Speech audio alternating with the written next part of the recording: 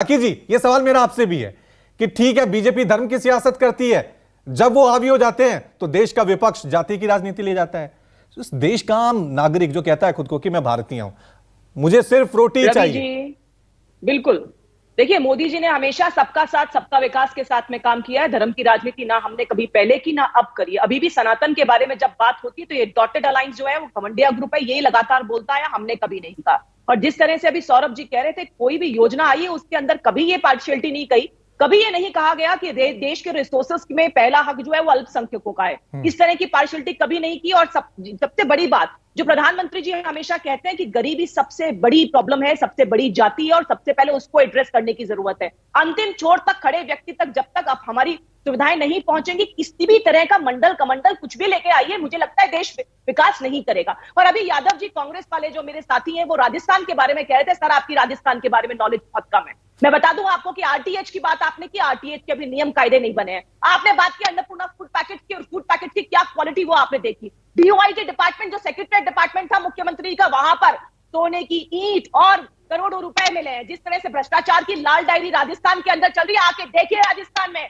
राजीव रंजन जी चले गए नहीं तो बताते किस तरह से भ्रष्टाचार का मुंह बोला लगातार हो रहा है राजस्थान में। और प्रॉब्लम क्या है, यहाँ पेपर लीक के अंदर यहाँ के लोग जो कांग्रेस के लोग हैं वही उसके अंदर इन्वॉल्व हो रहे हैं। आप राजस्थान के अंदर अगर जाएंगे तो लगातार जनता जो है वो भ्रष्टाचार से ग्रसित है। जिस तरह से महिलाओं की स्थिति यहाँ पर की, आए दिन रेप, आए दिन बलात्कार, और जिस तरह की स्थिति हुई है, आपको शर्म आनी चाहिए राजस्थान की बात जब आप न्यूज चैनल पे करते हैं महिलाओं के लिए आप सुरक्षा नहीं दे पाए। लेकिन राखी जी, राजस्थान में पेपर लीक हुए हैं, राजस्थान में पेपर लीक हुए हैं, राजस्थान में पेपर लीक हुए, ये सही बात है। लेकिन यही मामले जब मध्य प्रदेश में देखने को मिलते हैं, फिर इसका बीजेपी क्या जवाब देगी? साथ मिल गए। और समाजवादी पार्टी वो पार्टी जिसने माफिया राज बन पाया, एक महिला को पकड़ करके जिस तरह से घेरा, एक मायावती दलितों की बात करते हैं, दलित महिला थी मायावती, जिसको आपके गुंडों ने जाकर के पकड़ा था और आपके गुंडों ने जाकर के उनको प्रताड़ित किया था। इसलिए किसी भी चीज को उठाने से पहले ये ध्यान रखिए आपने क्या किया। टूटी चोर पार्टी के लोग और आप, जिन्होंने ठीक है राखी जी सुन तो लीजिए। आप इन पे आरोप लगा रही हैं, आप इन पे आरोप लगा रही हैं दलितों के शोषण का, लेकिन यूपी में राखी जी सुन लीजिए, राखी जी सुन लीजिए, यूपी में 80 बनाम 20 का ये बयान किसने दिया था?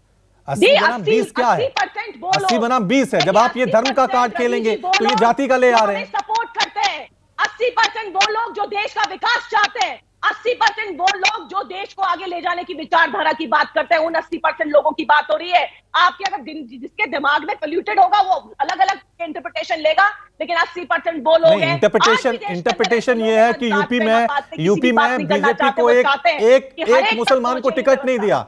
यूपी में बीजेपी ने एक मुसलमान को टिकट नहीं दिया। देखिए, मैंने बताया आपको पॉलिसी, मुसलमान को टिकट देना नहीं देना वो इंपॉर्टेंट नहीं है, लेकिन हर मुस्लिम तक, हर जाति तक, चाहे वो हिंदू हो, चाहे वो मुस्लिम हो, चाहे वो ईसाई हो, उस तक सरकार की नीतियों का फायदा होना चाहिए, ये इंपॉर्टेंट है। मैं फिर वही बात कहूंगी कि जब हम लोग कोई पॉलिसी निकालते हैं तो उस पॉलिसी के अंदर ना हम लोग ये देखते हैं कि कौन सी जाति, कौन सी धर्म का जो बेनिफिशियरी है, और यही इंपॉर्टेंट है। बिना किसी भेदभाव के सबका साथ सबका विकास के साथ में ठीक है। मैं अनिल यादव से ले लेता हूं। अनिल यादव जी, अब तक हम देख रहे थे कि देश में कांग्रेस का एक बड़ा फेमस नारा होता था। मैं खुद बहुत छोटा था तो मैंने उस नारे को बहुत सुना था कि जात पर ना पात पर, मोहर लगेगी हाथ पर। ये मुझे अब भी याद है कि कांग्रेस का बड़ा फेमस नारा था, ये जात पर ना पात पर, मोहर लगेगी हाथ पर।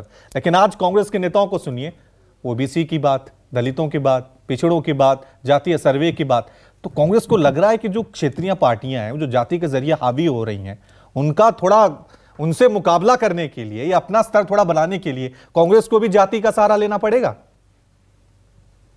देखिए रवि भाई, यहाँ पर बात जाति की नहीं है, बात अधिकारों की है। और जब अभी जो राजनीतिक विश्लेषक दुबे जी बोल रहे थे वो बिल्कुल ठीक कह रहे थे कि ओबीसी वर्ग इस देश में, क्योंकि बिहार की जातीय जनगणना हमने देखी जो जहां पर 63% आया ओबीसी वर्ग जो है, तो जब 63% बिहार में है, लगभग इसी का आकलन अगर हम जातीय जनगणना करा लेंगे तो देश में लगभग 63-65 के आसपास ही ओबीसी पहुंचेगा। और ये वो ओबीसी वर्ग है जिसने मोदी जी की सरकार 2 बार बनाई, 2014 में भी और 19 में भी सबसे ज्यादा वोट ओबीसी वर्ग ने दिया। लेकिन अगर बात करें कि ओबीसी को क्या मिला, तो वो राहुल गांधी जी ने संसद के पटल पर आंकड़ों से बताया कि भाई 90 सेक्रेटरी हैं जिनमें 3 सिर्फ ओबीसी वर्ग के हैं, जो कि सिर्फ 5% जो फंड होता है देश का वो खर्च करते हैं। सुन लीजिए बहन जी जरा मुझे, देखिए आज देश की सेंट्रल यूनिवर्सिटी 45 सेंट्रल यूनिवर्सिटीज में सिर्फ 4% ओबीसी प्रोफेसर हैं। अब मुझे ये बताइए कि जब 65% जिनकी आबादी है उनको 4% अगर आप उनको रिप्रेजेंटेशन देंगे तो उनके साथ गलत नहीं हो रहा।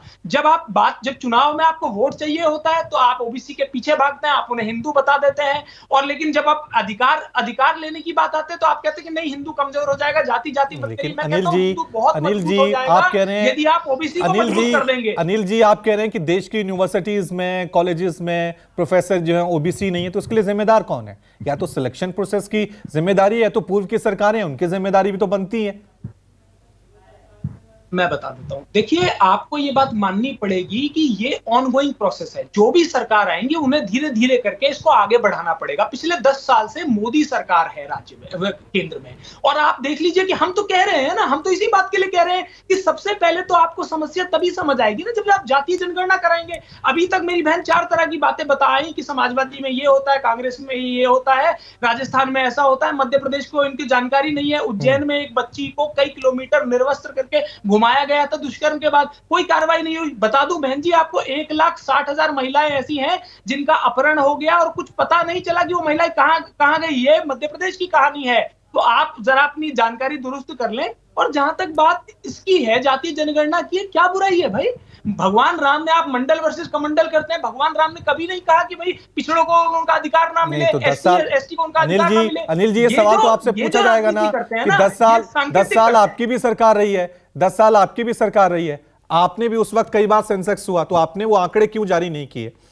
ठीक है, मैं बिल्कुल, देखिए रवि जी इस बात पे अच्छे तरीके से बैठ के चर्चा होनी चाहिए। और हम ये नहीं कह रहे कि हमने पूरा 100% कर दिया जितना होना चाहिए था। हम भी कह रहे हैं कि हमारी कोशिशों में कहीं ना कहीं कुछ कमी रही, और जिसको हम आने वाले समय पे सुधारेंगे। हम आज क्लियर हैं कि आने वाले समय में ठीक है, ये कमी रही है, सुधारेंगे। या आपको लग रहा है कि अब एकमात्र सहारा जातीय ओबीसी वोट वर्ग जो है वो है?